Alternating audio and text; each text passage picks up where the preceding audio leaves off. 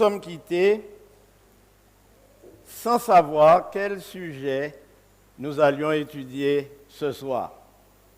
Alors, j'aimerais vous le présenter, l'agneau aux 7 yeux.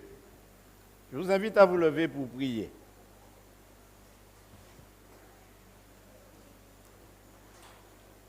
Éternel notre Père, nous te remercions pour la grâce que tu nous accordes d'être ici pour t'honorer, pour te louer, pour célébrer ton nom et pour recevoir tes grâces et tes bénédictions. Merci pour celles que tu as préparées pour nous ce soir et accorde-nous ton Esprit Saint au nom de Jésus-Christ, ton Fils. Amen. Le titre particulier, l'agneau aux 7 yeux, renferme un sujet extrêmement important. Un jour, j'étais en visite sur l'île de la Guadeloupe, mon île natale, et j'étais de passage un soir quand, dans mon véhicule, j'ai ouvert la radio. Et j'ai entendu quelqu'un qui racontait une histoire. Il parlait d'un cochon qui a 7 têtes. 7 têtes, 3 têtes d'homme et 3 têtes de cochon. Ça fait combien d'yeux?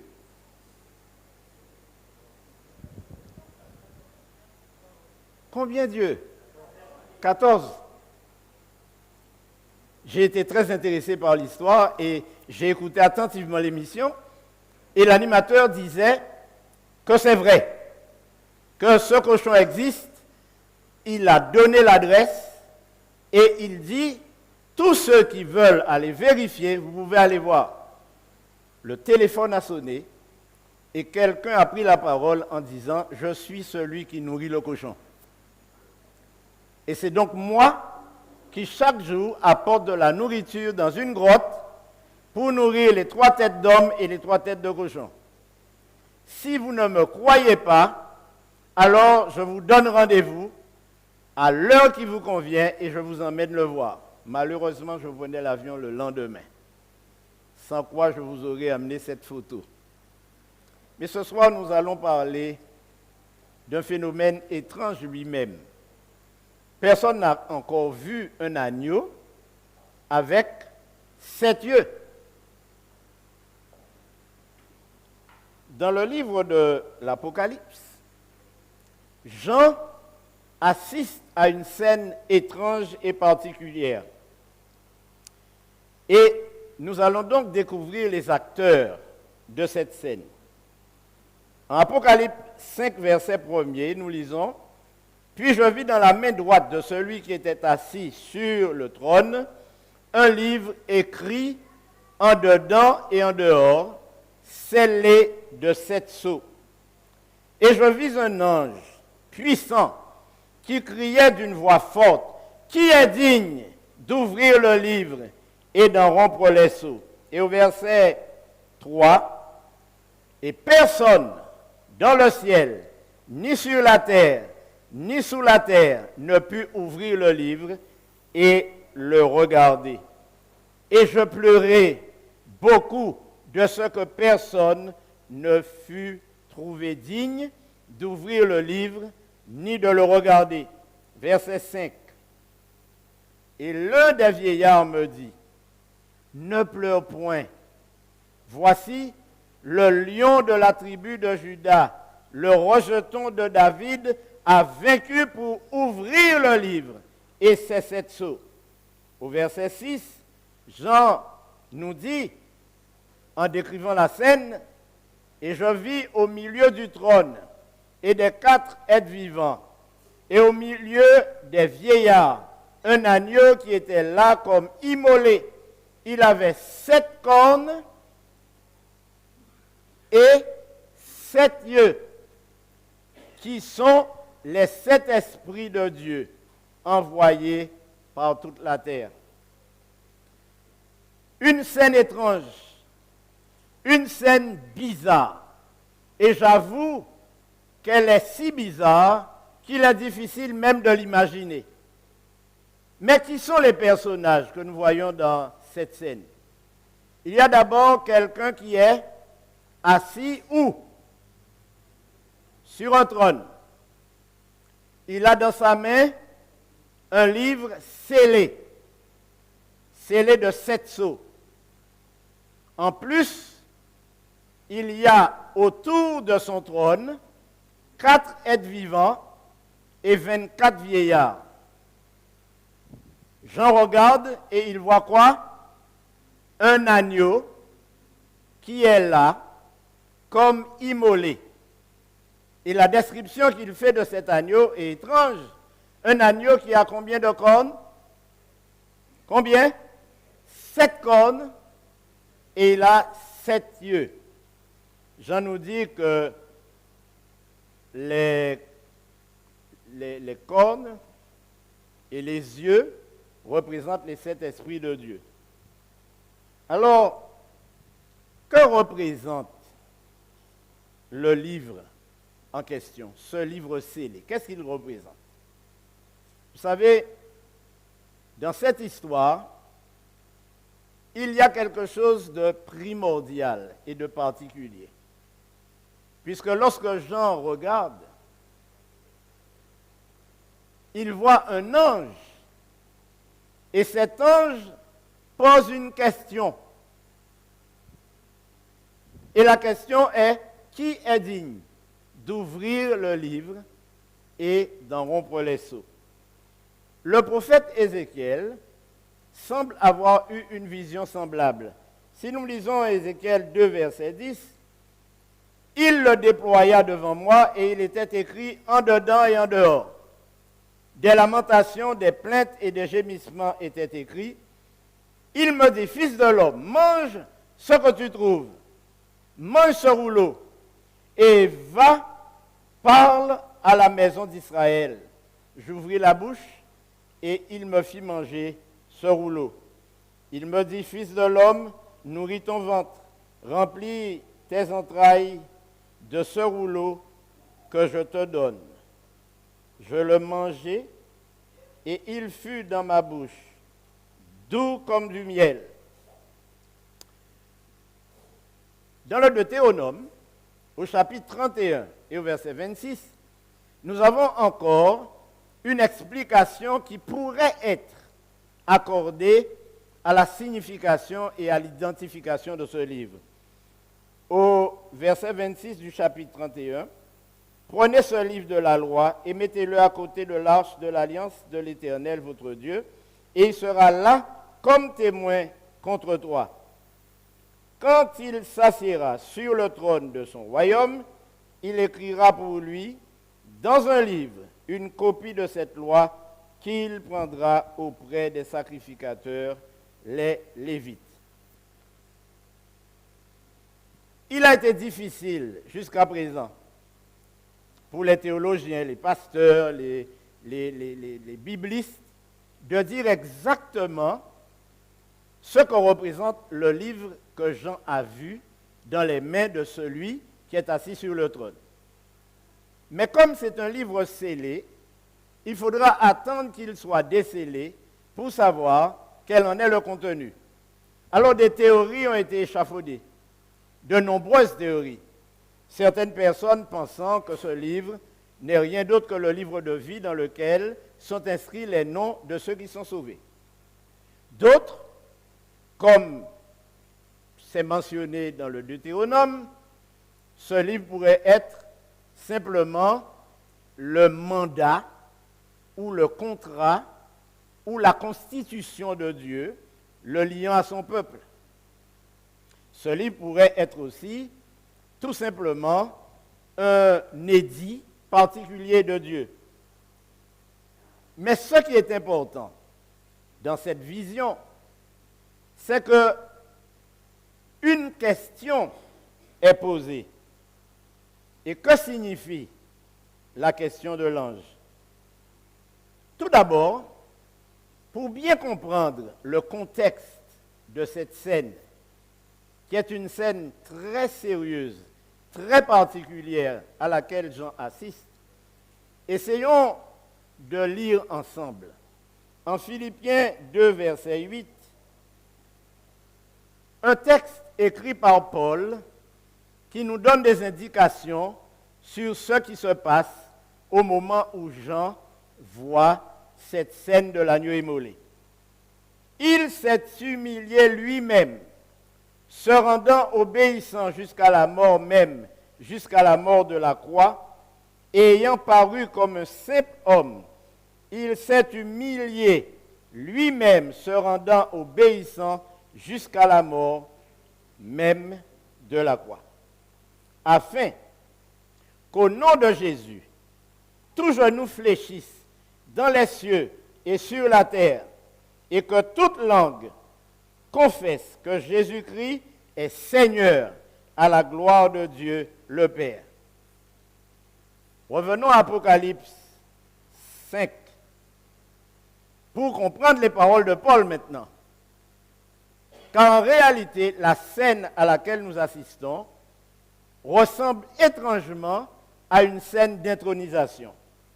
Puis je vis dans la main droite de celui qui était assis sur le trône un livre écrit en dedans et en dehors, scellé de 7 sceaux. Et je vis un ange puissant qui criait d'une voix forte, « Qui est digne d'ouvrir le livre et d'en rompre les sceaux ?» Et personne dans le ciel, ni sur la terre, ni sous la terre, ni ne put ouvrir le livre, ni le regarder. Et Jean avoue qu'il pleura beaucoup. Il pleura. Et nous allons nous poser la question, mais pourquoi il pleure? Eh bien, un vieillard lui dit, ne pleure pas. Un des 24 vieillards lui dit, ne pleure pas. Ne pleure point.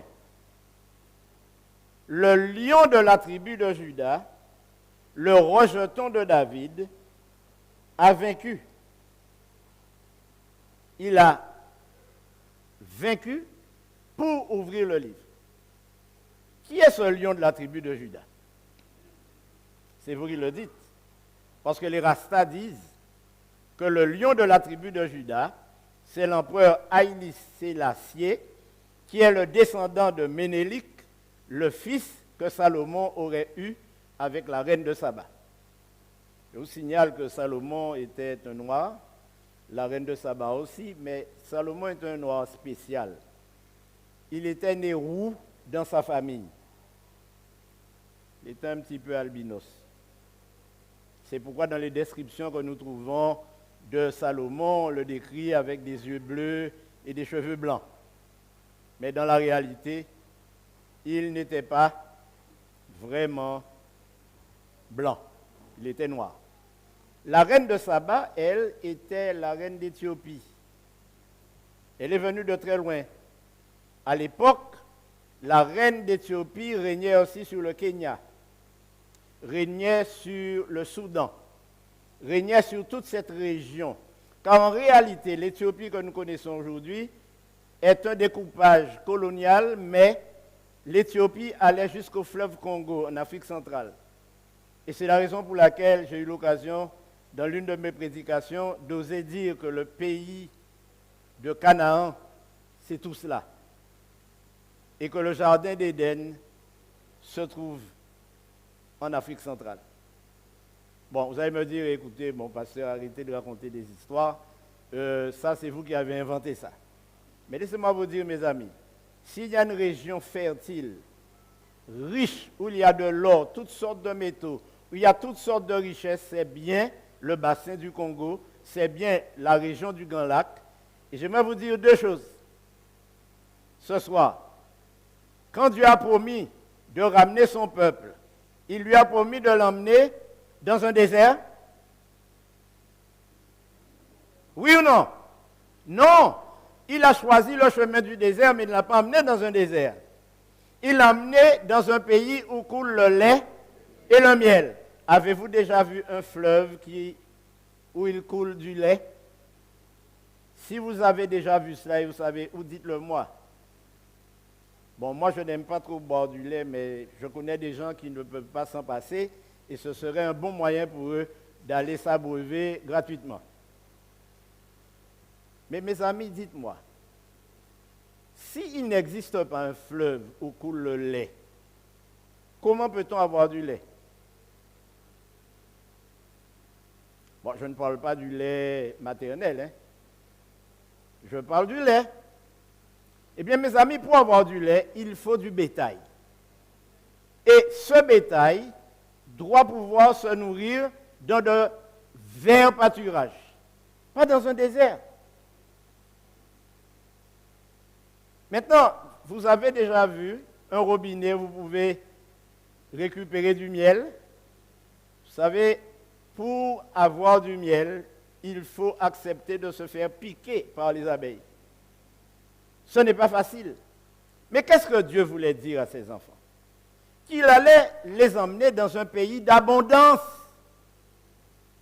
Seulement, lorsqu'en 1948, l'État d'Israël s'est installé dans cette région désertique où il ne pleut que 53 jours par année. Vous croyez que c'est ça le pays de Canaan? Certainement pas. Je vous signale que l'Afrique est plus grande que les États-Unis, la Chine, l'Inde, l'Europe réunis. Ce n'est pas l'objet de notre réunion ce soir. Notre étude vise simplement à attirer votre attention sur la question de l'ange. Qui est digne d'ouvrir le livre et d'en rompre les sceaux? Qui est digne? En fait, c'est une question importante. Et Paul nous donne la réponse. C'est celui qui s'est humilié, qui est descendu sur terre pour prendre la situation de l'homme en main et lui donner une suite heureuse. Mais vous posez aussi une question tout à fait normale. Qui sont les 4 êtres vivants? Je dois vous avouer que j'ai passé des années à me casser la tête sur cette question. Qui sont les 4 êtres vivants? Il y a eu beaucoup de théories autour de cette question. Mais ce soir, j'aimerais vous rappeler que la Bible déclare que les choses révélées sont à Dieu et les choses cachées sont à l'homme. C'est ça? C'est totalement l'inverse. Il dit que les choses révélées sont à nous et à nos enfants.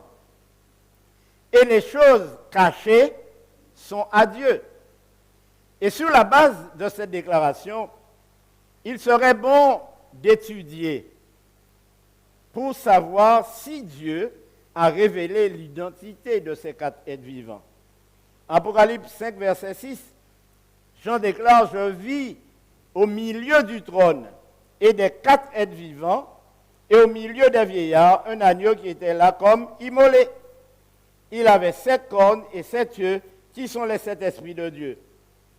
Et quand il eut pris le livre, nous dit Jean, les 4 êtres vivants et les 24 vieillards se prosternèrent devant l'agneau, tenant chacun une harpe et des coupes d'or remplies de parfums qui sont les prières des saints. Quand l'agneau prend le livre, les 4 êtres vivants l'adorent.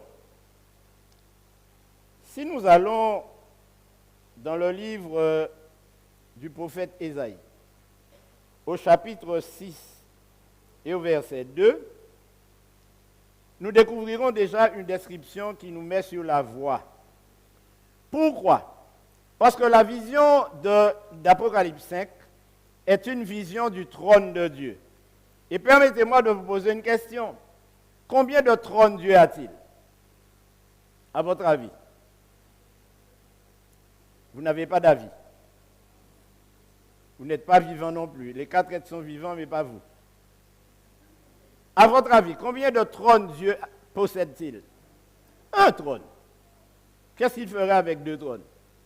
D'ailleurs, Jésus dit qu'il est assis sur le même trône que son Père, à côté de lui. Et il dit plus que cela. C'est une sorte de trône du genre transport en commun. Il dit qu'il va nous faire asseoir aussi sur le même trône. Il a un trône. Donc, toutes les fois où un prophète décrit une scène autour du trône de Dieu, il s'agit du même trône et de la même scène. Le prophète Ésaïe nous dit, des séraphins se tenaient au-dessus de lui. Ils avaient chacun 6 ailes, 2 dont ils se couvraient la face, 2 dont ils se couvraient les pieds, et 2 dont ils se servaient pour voler. Et le verset suivant, Ésaïe nous dit, ils criaient l'un à l'autre et disaient, Saint, Saint, Saint est l'Éternel des armées, toute la terre est pleine de sa gloire. Saint, Saint, Saint. Il y a des gens qui disent que Dieu est 3 fois saint.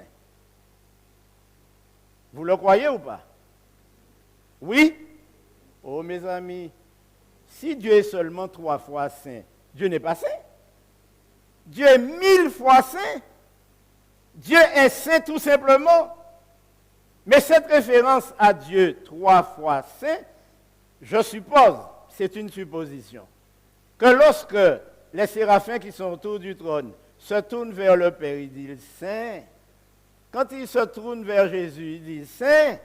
Et quand ils se tournent vers le Saint-Esprit, ils disent Saint. Et ils s'adressent à la divinité. Mais, remarquez bien, dans le livre des Chroniques, au chapitre 3 et au verset 10, deuxième livre, il fit dans la maison du lieu très saint 2 chérubins sculptés, et on les couvrit d'or. Là, nous avons une autre notion. 2 chérubins sculptés dans la maison de Dieu. Le prophète Ézéchiel nous fait aussi une description du trône. Une description intéressante. En Ézéchiel 1er verset 10, il dit « Quant à la figure de leur face, parce qu'il parle de quoi? Des 4 êtres vivants, ils avaient tous une face d'homme, tous 4 une face de lion à droite, tous 4 une face de bœuf à gauche, et tous 4 une face d'aigle. » Voilà la description qui est faite des 4 êtres vivants. Alors, nous avons vu, dans un premier temps, qu'il y a des chérubins, des séraphins au-dessus du trône.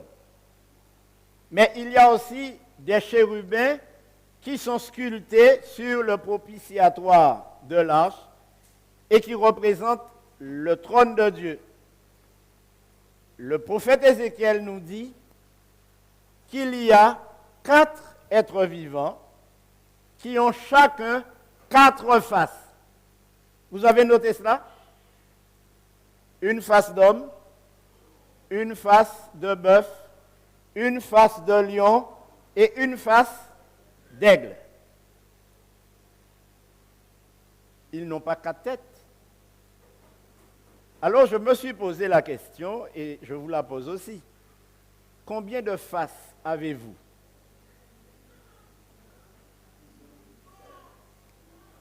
Dites-moi, combien de faces? Celui qui trouve... Ah, j'ai oublié. J'ai oublié la récompense. Bon, combien de faces avez-vous? Une face, c'est ça? Montrez-la moi. Mettez votre main sur votre première face. Mais mes amis, vous pensez que votre tête est ronde, mais votre tête est carrée. Vous avez une face avec 2 yeux. Les enfants diraient 2 nez, enfin une narine.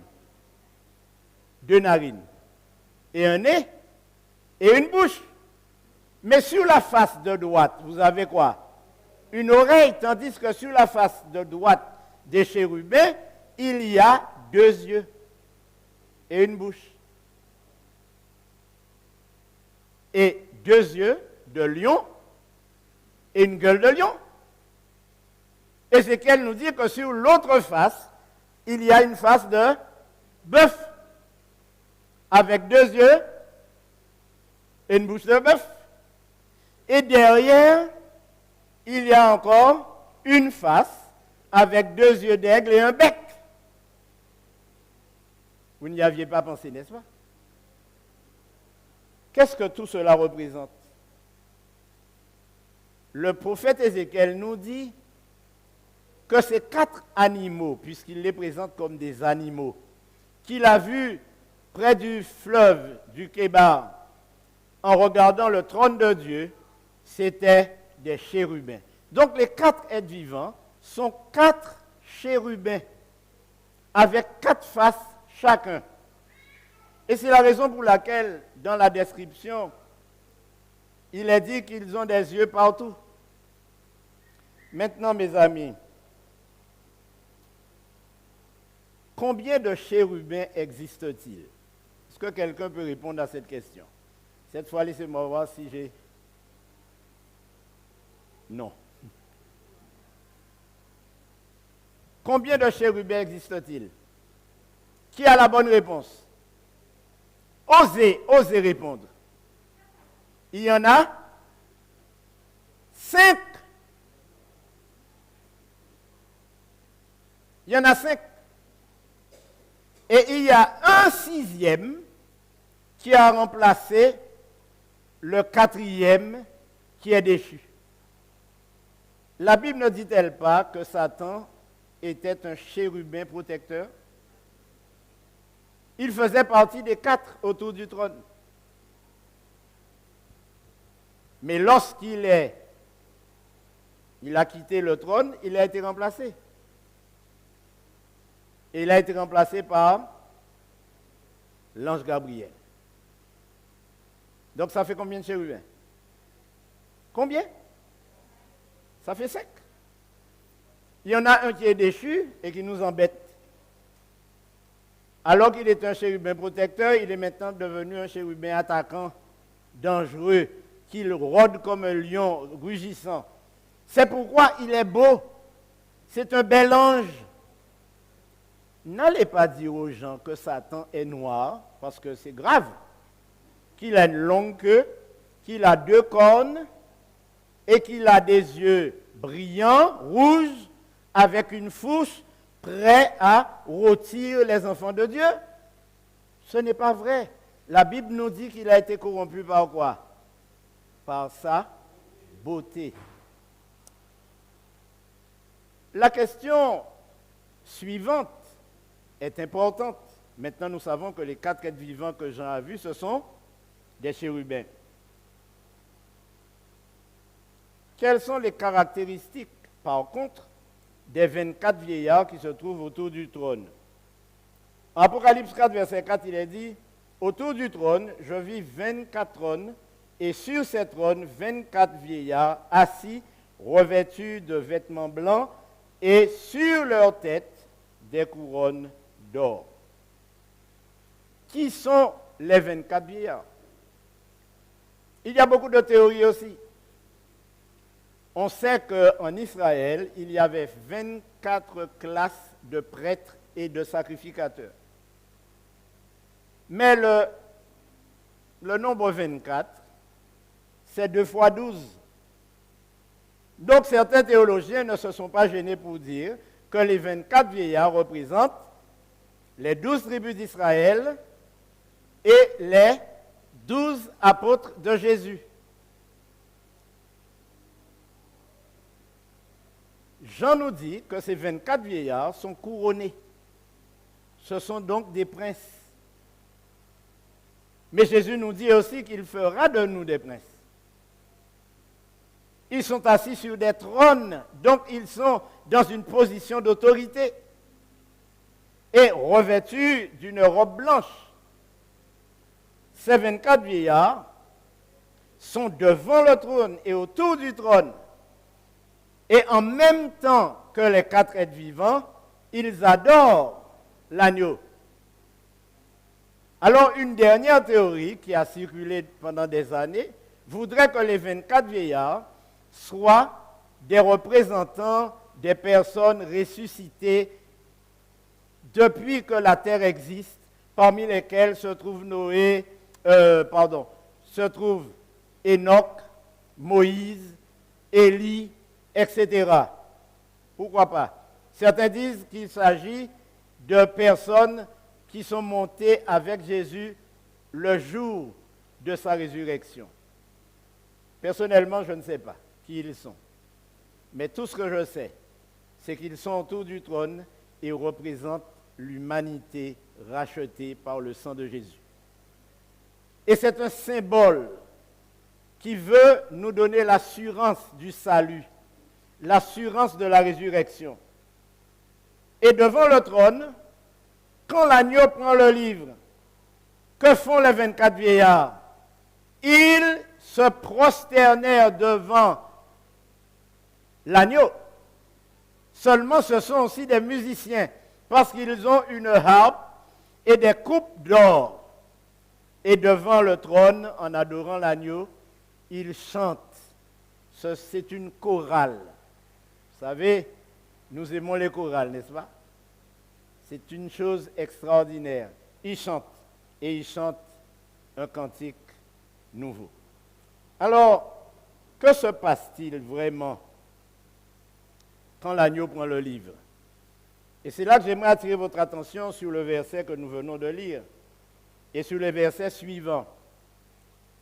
Quand l'agneau prend le livre, les 4 êtres vivants et les 24 vieillards se prosternent devant qui? Devant l'agneau, immolé. Et ils l'adorent. Ils chantent.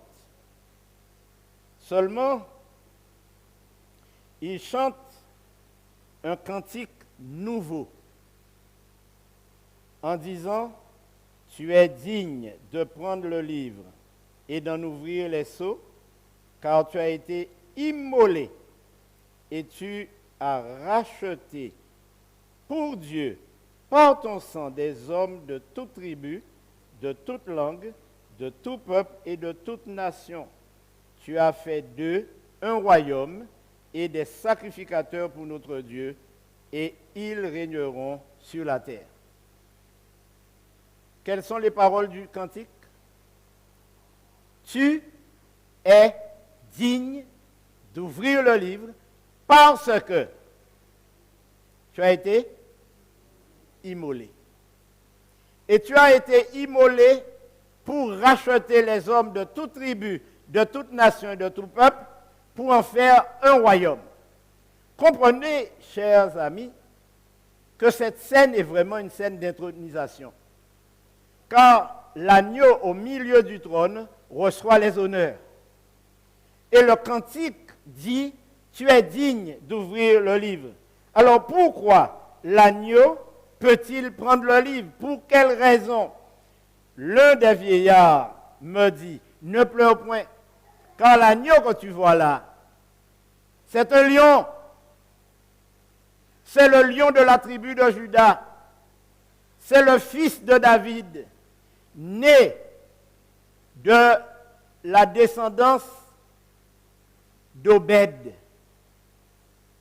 de Naomi et Boaz, le fils de David. Ce n'est pas n'importe qui. Il est digne d'ouvrir le livre. Oh mes amis, laissez-moi vous dire, c'est difficile d'ouvrir un livre. Est-ce qu'on a besoin d'un rang social particulier pour ouvrir un livre? C'est un geste mécanique. Pourquoi faut-il être digne pour ouvrir ce livre-là? C'est parce que la question de l'ange n'est pas qui est digne d'ouvrir le livre. La question de l'ange est qui est digne et capable de sauver les hommes. Seul l'agneau peut le faire. Pourquoi? Parce qu'il a été immolé. Il a donné sa vie pour sauver l'humanité. Et c'est ce que nous dit Luc dans le livre des Actes. Il n'y a de salut en aucun autre, car il n'y a sous le ciel aucun autre nom qui a été donné parmi les hommes par lequel nous devions être sauvés. Alors, finalement, que représente cette scène? Cette scène représente vraiment le moment où Jésus prend le pouvoir après sa mort, après sa victoire sur le péché, sa victoire sur Satan. Il lui a écrasé la tête. Il doit maintenant être adoré. Il est digne de toute adoration. Et c'est pourquoi Jean nous dit, en Apocalypse 5, verset 11, je regardais et j'entendis la voix de beaucoup d'anges autour du trône et des êtres vivants et des vieillards, et leur nombre était des myriades de myriades et des milliers de milliers. Et ils disaient d'une voix forte, quoi? L'agneau qui a été immolé est digne de recevoir la puissance, la richesse, la sagesse, la force, l'honneur, la gloire et la louange. Et toutes les créatures qui sont dans le ciel, sur la terre, sous la terre, sur la mer, et tous ceux qui s'y trouvent, je les entendis qui disaient à celui qui est assis sur le trône et à l'agneau, soit la louange, l'honneur, la gloire et la force au siècle des siècles. Amen. Vous venez d'assister par la foi à la scène d'intronisation du roi des rois, Jésus-Christ. Alors, pourquoi l'agneau peut-il régner? Nous avons donc la réponse dans le cantique que chantent les 24 vieillards. Parce que tu as été immolé, tu es digne d'ouvrir le livre. Tu es digne de sauver l'humanité. Tu es digne de conduire tes enfants. Tu es digne de marcher avec eux.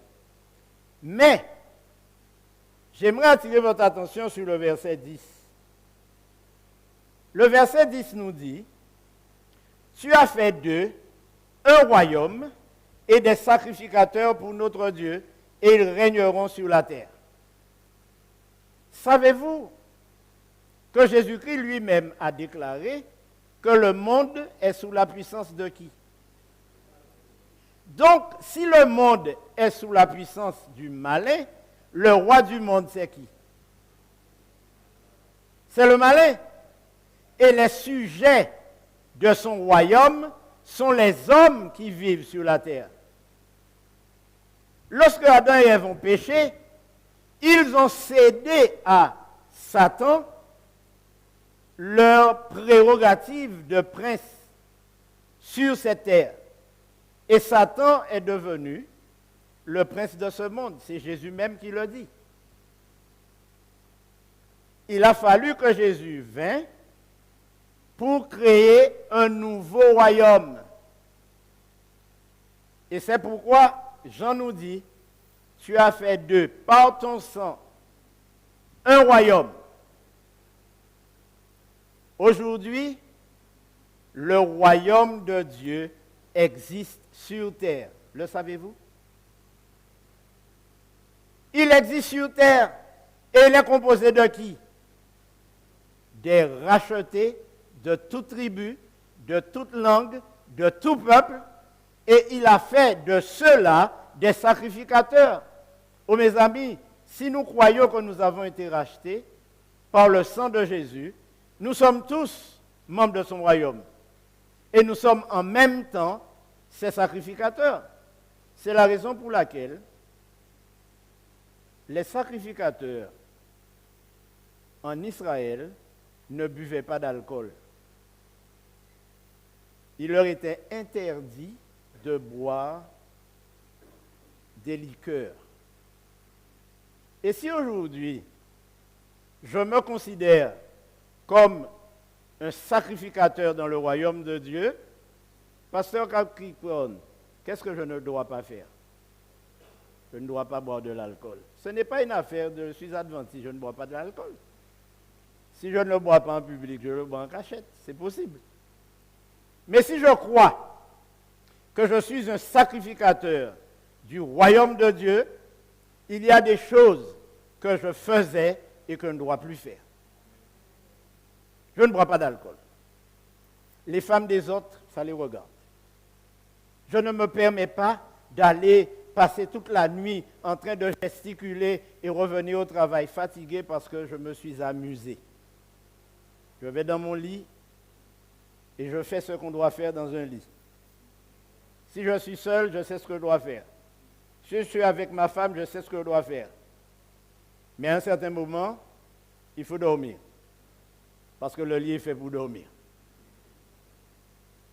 Il y a des endroits où je ne vais pas. Non pas parce que ma religion me l'interdit, mais parce que je suis, quoi? Un sacrificateur du royaume de Dieu. Jésus a donné son sang, il m'a racheté, il a été immolé, il est digne maintenant de diriger ma vie parce qu'il est devenu mon roi et je suis membre de son royaume. Voilà la raison.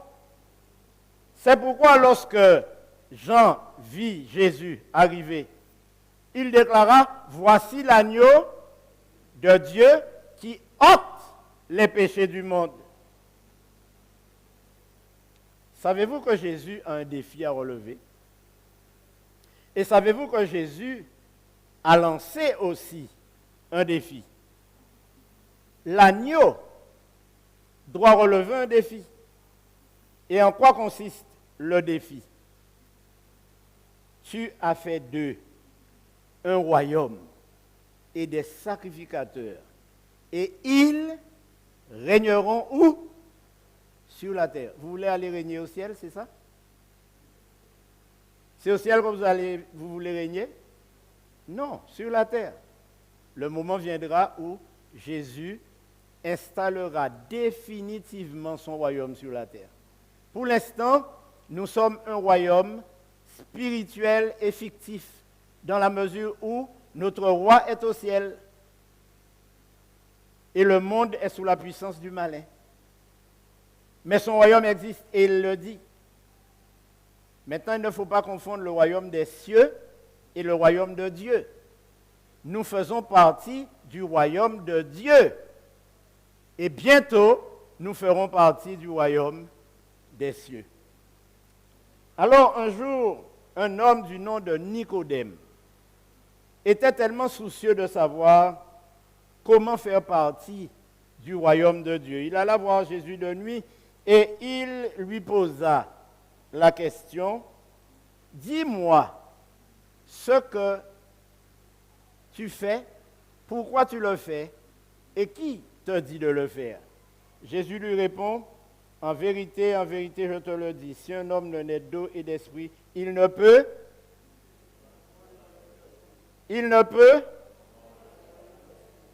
Attendez, j'entends voir, je vais voir parce que j'ai un problème. C'est voir que vous voyez là? Il ne peut entrer. Pour entrer dans le royaume de Dieu, pour faire partie de son royaume, il faut faire quoi? Il faut naître d'eau et d'esprit.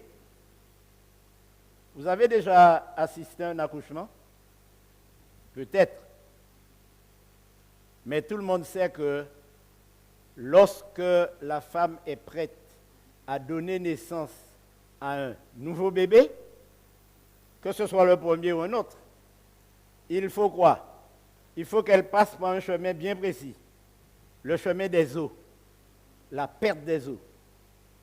Une fois que l'on commence à voir les eaux, on sait que le bébé approche. Eh bien, la naissance spirituelle, la nouvelle naissance, passe par l'eau aussi. Et c'est pourquoi Jésus dit, il faut naître d'eau et d'esprit. Ce qui est né de la chair est chair, et ce qui est né de l'esprit est esprit. ne t'étonne pas que je t'ai dit, il faut que vous naissiez de nouveau. En Jean 17, verset 2, Jésus prononce une prière et il déclare qu'il a le pouvoir. Il a le pouvoir de nous faire naître de nouveau. Mais il accorde la vie éternelle à qui il veut et à tout le monde. C'est bien ça?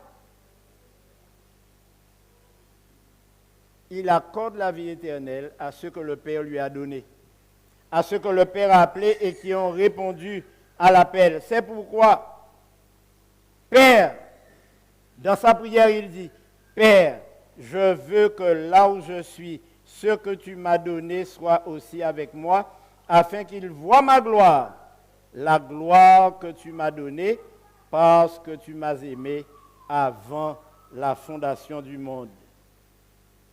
Oh, chers amis, la naissance d'eau est un acte très, très, très important. Car c'est le début de la nouvelle naissance. Comment entrer dans le royaume de Dieu? Question importante. En Acte 3, 19, c'est Pierre qui parle. Et voilà ce qu'il dit. Repentez-vous donc et convertissez-vous pour que vos péchés soient effacés. Pierre leur dit encore, repentez-vous et que chacun de vous soit baptisé au nom de Jésus-Christ pour le pardon de vos péchés et vous recevrez le don du Saint-Esprit. Comment entrer dans le royaume de Dieu? Première chose, dites-le, repentez-vous, changez de conduite, changez de direction. Si par le passé vous aviez pris une direction particulière et que le Seigneur vous révèle ce soir que vous devez prendre une autre direction, n'hésitez pas à la prendre. Car pour entrer dans son royaume, la porte, il l'a déjà décrite, c'est la naissance d'eau et d'esprit. Seulement, j'ai assisté à l'une des cérémonies de baptême la plus extraordinaire de ma vie sur l'île de Fogo, au Cap-Vert. Les images que vous allez voir sont extraordinaires parce qu'il s'agit d'un baptême réalisé dans une prison où plus de 40 personnes emprisonnées ont donné leur cœur à Jésus.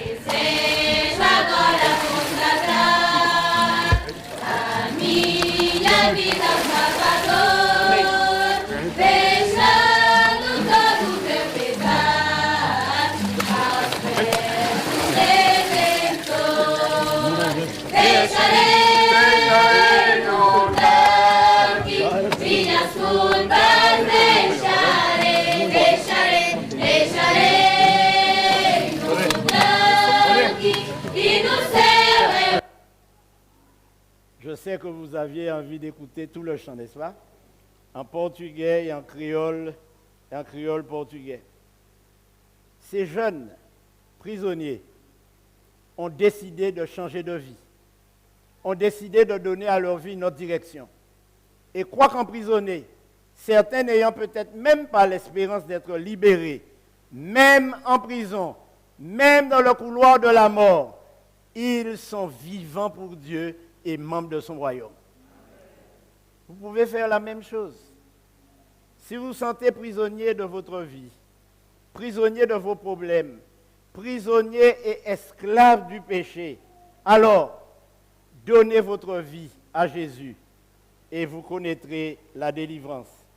Notre dernière question pour ce soir, qui sont ceux qui pourront adorer l'agneau lorsqu'il reviendra devant son trône? Heureux ceux qui lavent leurs robes afin d'avoir droit à l'arbre de vie et d'entrer par les portes dans la ville. Et Pierre déclare, car la promesse est pour vous, pour vos enfants et pour tous ceux qui sont au loin, en aussi grand nombre que le Seigneur notre Dieu les appellera. Ceux qui acceptèrent sa parole furent baptisés, et en ce jour-là, le nombre des disciples s'augmenta d'environ 3000. Ce soir, j'aimerais poser une question. Sentez-vous libre d'y répondre? Mais je vous demanderai de faire un geste en réponse à ma question. Quels sont ceux qui voudraient naître de nouveau? Laissez-moi voir la main de ceux qui voudraient naître de nouveau. Une main, deux mains, trois mains. Ce n'est pas un piège. Que vous ayez décidé de naître de nouveau ou pas, c'est votre problème. C'est une décision que l'on prend entre Dieu et soi-même. Si c'est pour me faire plaisir que vous levez la main, ne la levez pas. Mais si c'est pour faire plaisir à Dieu, levez-la bien haut pour que le Seigneur puisse prendre en compte, lui qui vous voit du haut du ciel, et il le notera dans son livre de vie.